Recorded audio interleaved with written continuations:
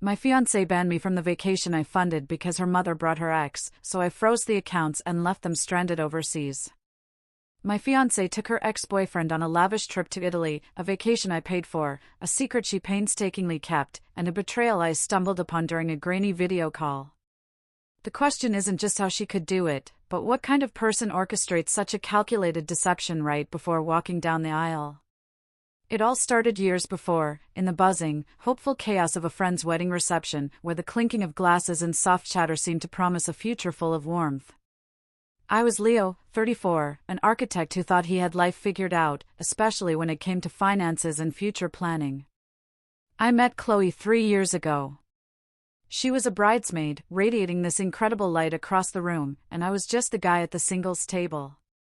But from the moment we talked, I was completely captivated. Within 6 months, I knew. She was the one, the person who made me want to build a life, a future, not just a career.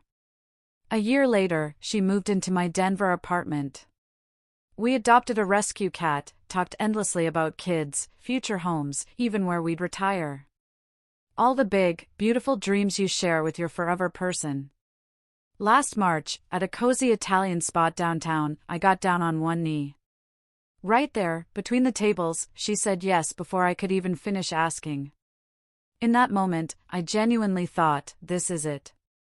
This is what pure happiness, absolute certainty, feels like. Then, about 6 months ago, things subtly shifted. Chloe started bringing up her family more, specifically how her mom, Diane, had always longed to see Italy but never had the means. They weren't struggling, but a European trip was a luxury far beyond their reach. Chloe would mention it, not directly asking, but always with this wistful, heartbreaking tone, like it was an impossible dream. One evening, after a quiet dinner, I just blurted it out. "I'll pay for the whole family," I said, 10 days in Italy. Her face lit up. I felt like a damn hero. Like I was doing this grand, generous thing for the people who raised the woman I was going to spend my life with. Looking back? Yeah, I was painfully naive. But then, it felt like the right thing to do. The noble thing when you're about to join a family. The trip was scheduled for late September. Chloe, her mom Diane, and her younger sister, Isabel, who's 26 and in marketing. I started planning in July. Flights booked on my card for the points. Hotels reserved, good, solid 3-star spots in Rome, Florence, Venice. Not luxury, but comfortable. Then, I set up a dedicated checking account just for trip expenses. I transferred $8,000 into it, handed Chloe the debit card, and told her, "I trust you. Use it for whatever you need, food, museums, train tickets. Just enjoy yourselves. Don't worry about a thing." And I meant it. Every single word. I wasn't playing controller. No daily balance checks, no demands for receipts. Just pure, unadulterated generosity. Chloe gushed, "Thank you, I'm so lucky, Mom's going to cry." And I felt incredible, truly. Like I was investing in my future family. The only tiny flicker of oddness was that I wasn't going. Chloe said Diane wanted it to be a girls' trip, some bonding time before the wedding. It made sense, given my huge work project. 10 days off was just not an option.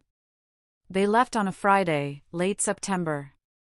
I dropped them off at the airport at 5 a.m., lugged their bags, gave Chloe a kiss goodbye, and told them to send tons of photos. The first few days were fine. Chloe sent pics of the Colosseum, delicious pasta, Diane beaming in front of fountains. We video called every evening, 8 p.m. my time, which was 3 a.m. for them in Italy. But something felt off during those calls. I couldn't quite pinpoint it.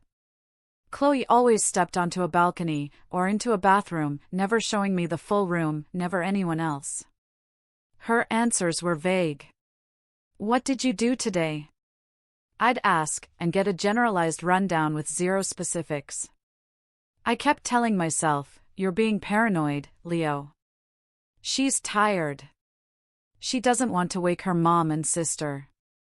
But that knot in my stomach just tightened every single night. I hated feeling like that guy, the jealous, controlling fiancé who didn't trust his partner. Then came the fourth night. I called at our usual time. Video. She answered. She was at a restaurant, candles, wine glasses, the works. I asked how dinner was. She smiled. Oh, it's amazing, the food is incredible. And then, just for a second, a quick, fleeting pan of the camera across the table. And there he was. Clear as day. Sitting right next to her, a plate of pasta in front of him. Noah. Her ex-boyfriend. The guy she dated for 2 years before me. Sitting at a romantic table in Rome, on my dime. My brain just froze. I couldn't process what I was seeing. Chloe must have seen my face, or realized her mistake, because she immediately blurted, "Oh, my service is cutting out. I'll call you tomorrow." And then, click. She hung up. Before I could even breathe. I sat there in my silent apartment, staring at my reflection in the dead phone screen. The floor felt like it had vanished beneath me. I didn't call back. I didn't text. I just sat, stunned, for 20 minutes, forcing myself to think logically, to push past the sudden, crushing wave of emotion. I started going through the facts, almost like an architectural problem, piece by careful piece. Fact 1, her ex, Noah, was in Italy with them. Fact 2, she never mentioned it before they left. Fact 3, her weird, evasive behavior on every single video call all week. Fact 4, she ended the call the second I saw him. This wasn't an accident. This wasn't some chance encounter at the Trevi fountain.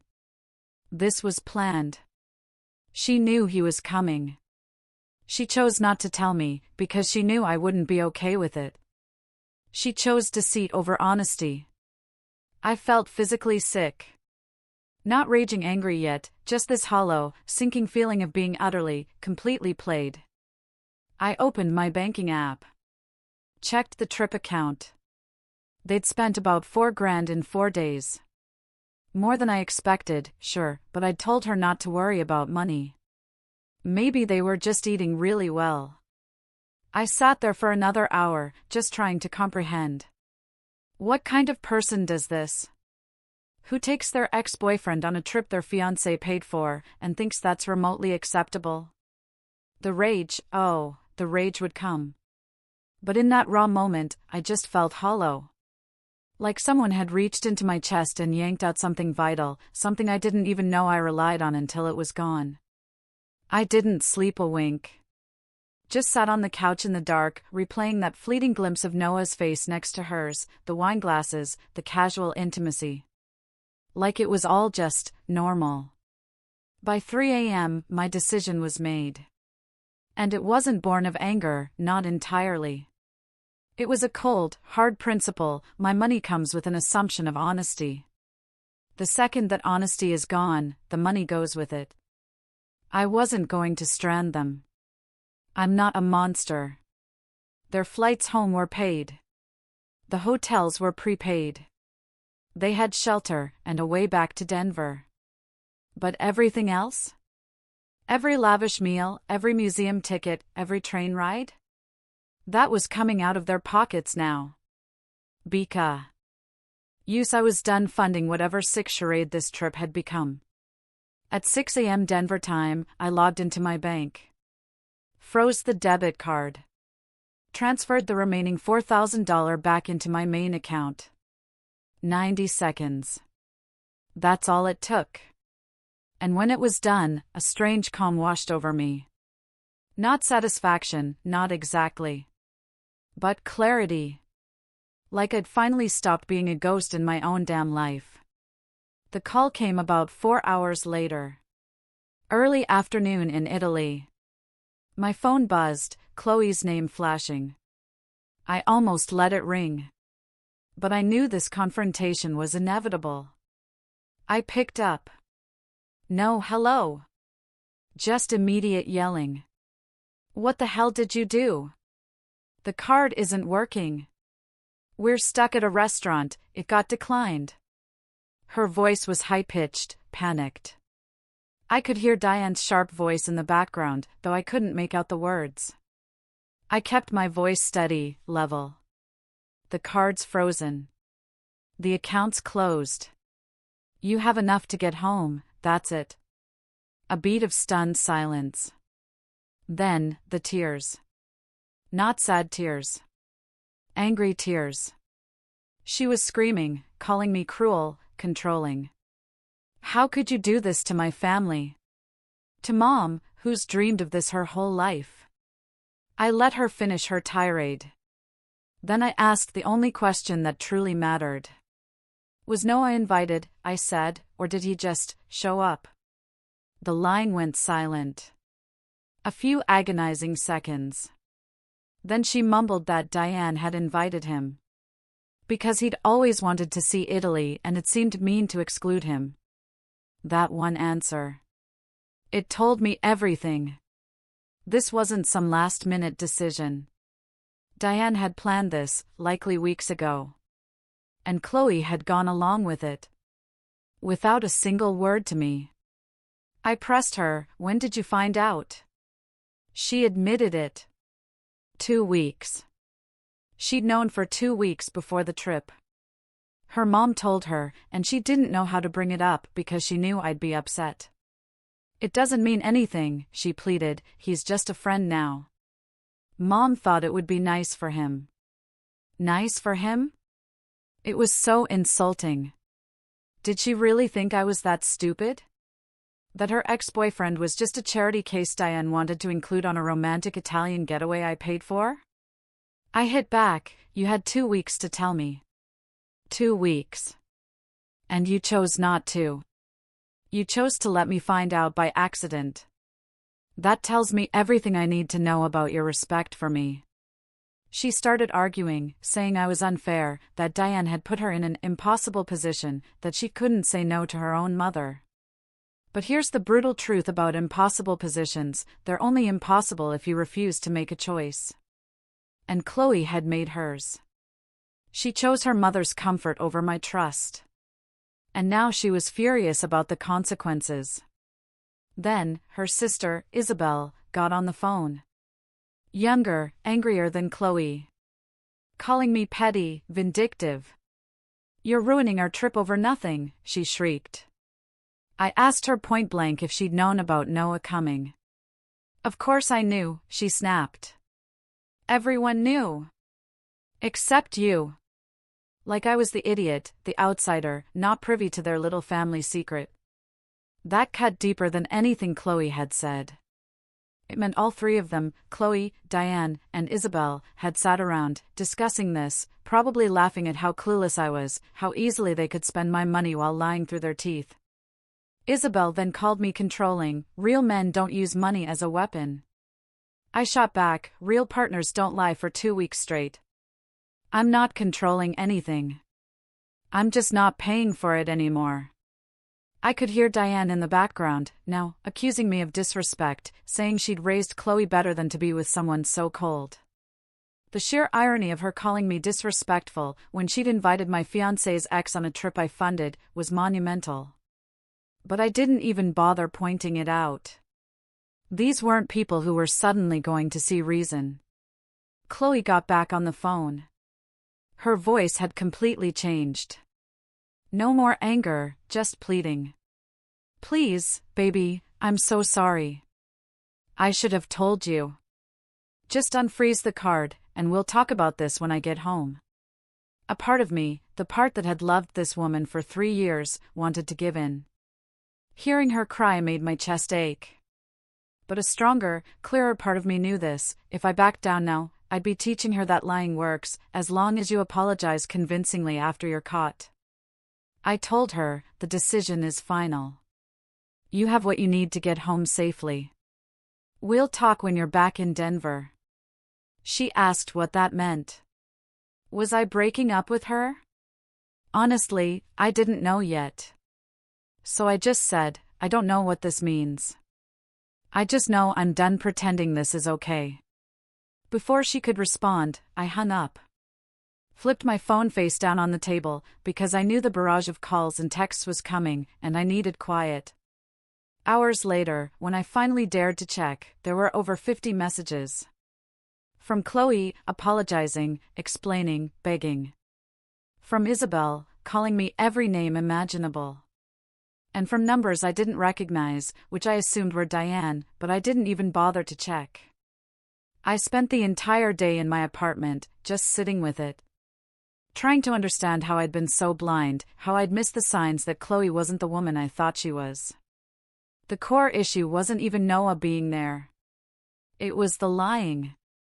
How effortlessly she'd looked me in the eye for 2 solid weeks, knowing exactly what was happening, and saying absolutely nothing. That's not a mistake. That's not a momentary lapse. That's a character trait. And if she could lie about this, what else could she lie about? My mind flashed back to all those video calls, her stepping away, never showing the room, her vague answers. She wasn't just hiding the truth, she was managing me. Feeding me just enough to keep me happy, while a whole other reality unfolded behind the curtain. That realization hit me like a gut punch. I'd been dating a stranger. My brother called that evening. Chloe had apparently reached out to him. His voice was careful, like he was talking me down from a ledge. I told him everything. He was quiet for a long minute. "Man, that's messed up," he finally said, "but are you sure freezing the card was the right move?" I asked him what he would have done. He admitted he didn't know, but it felt extreme. Everyone, it seemed, wanted to tell me I'd gone too far.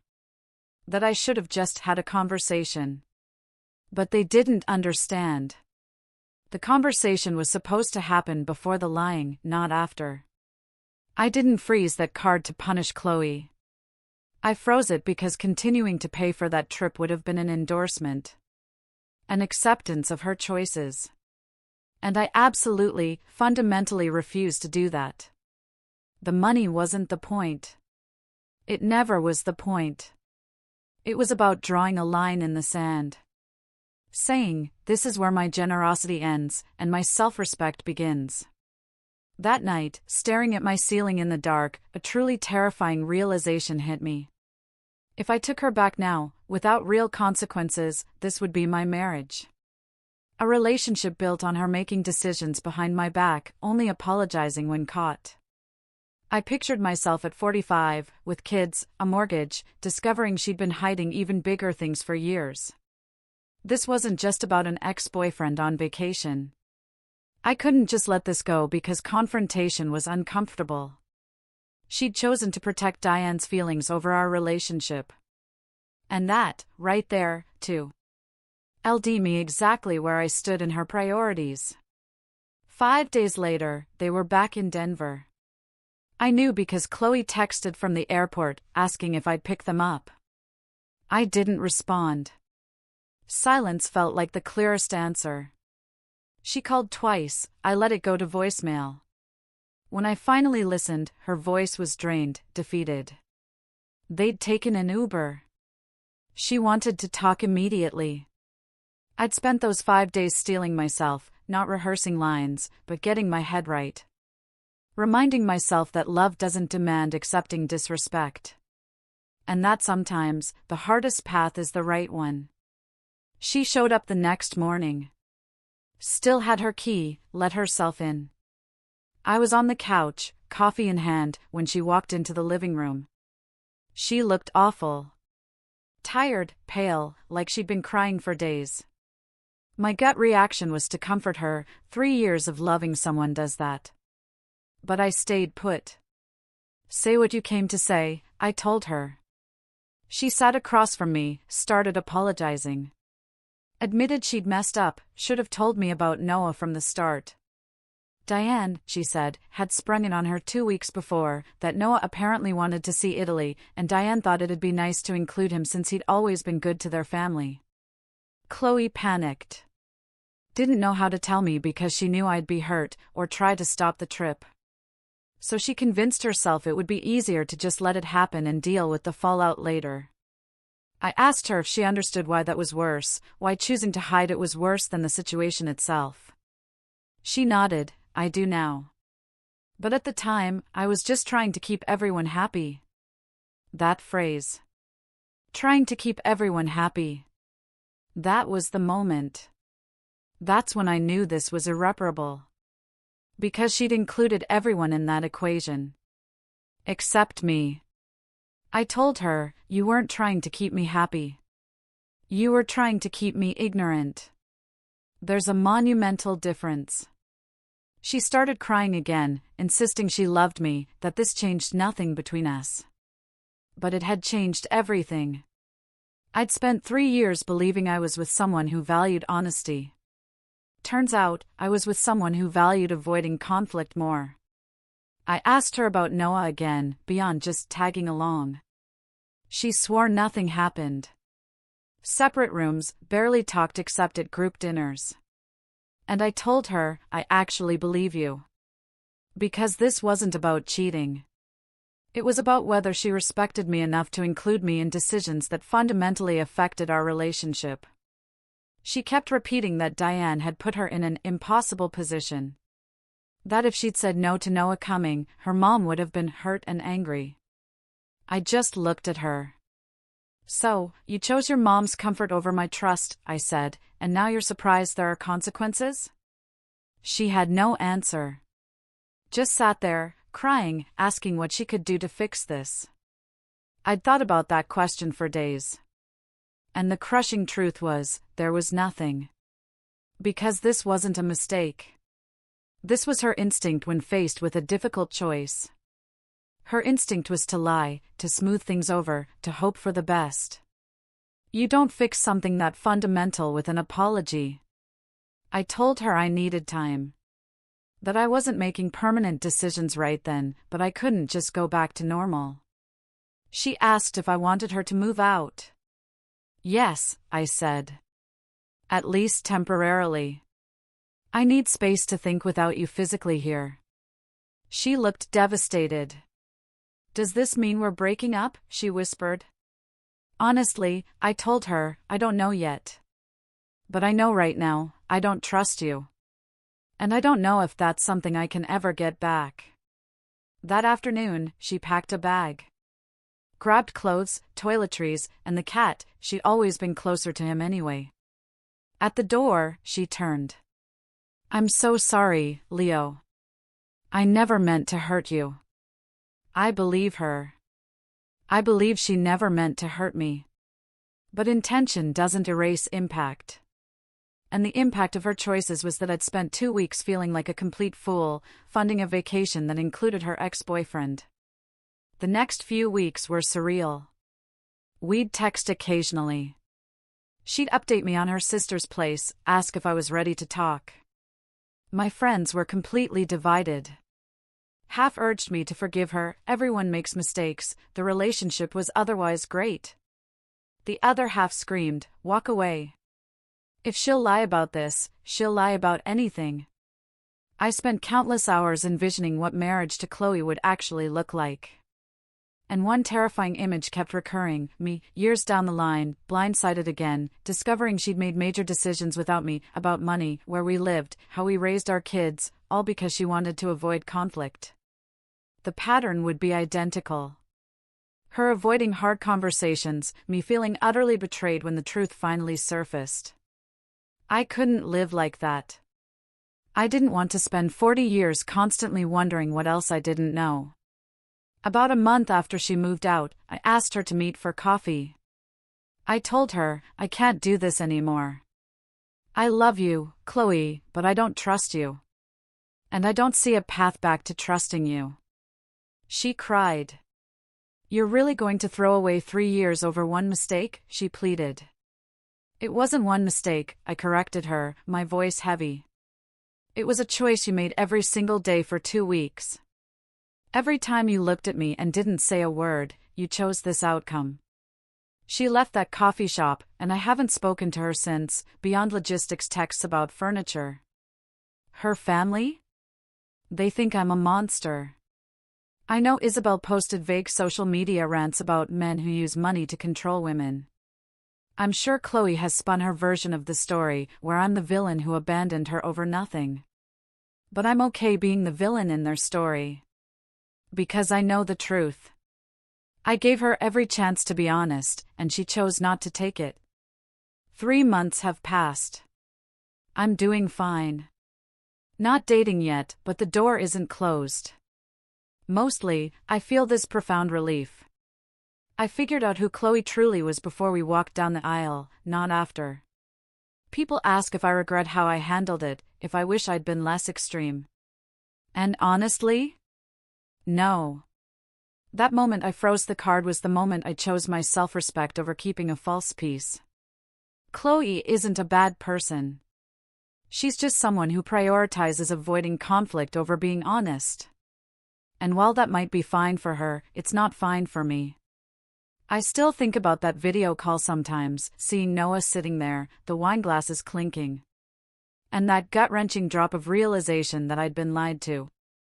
That feeling taught me an invaluable lesson: generosity without boundaries is just being a doormat. And trust, once shattered, doesn't magically heal with a simple "I'm sorry." I'm not angry anymore. I'm just utterly clear about what I deserve. And what I deserve is a partner who tells me the truth, even when it's uncomfortable. Someone who includes me in decisions that affect us. Chloe wasn't that person. And thank God I found that out when I did. Losing some money hurts, sure. But losing years to the wrong person? That pain cuts far deeper. What do you honestly think about this whole situation? Was I too harsh, or completely justified? Drop your thoughts in the comments below. I'm reading every single one.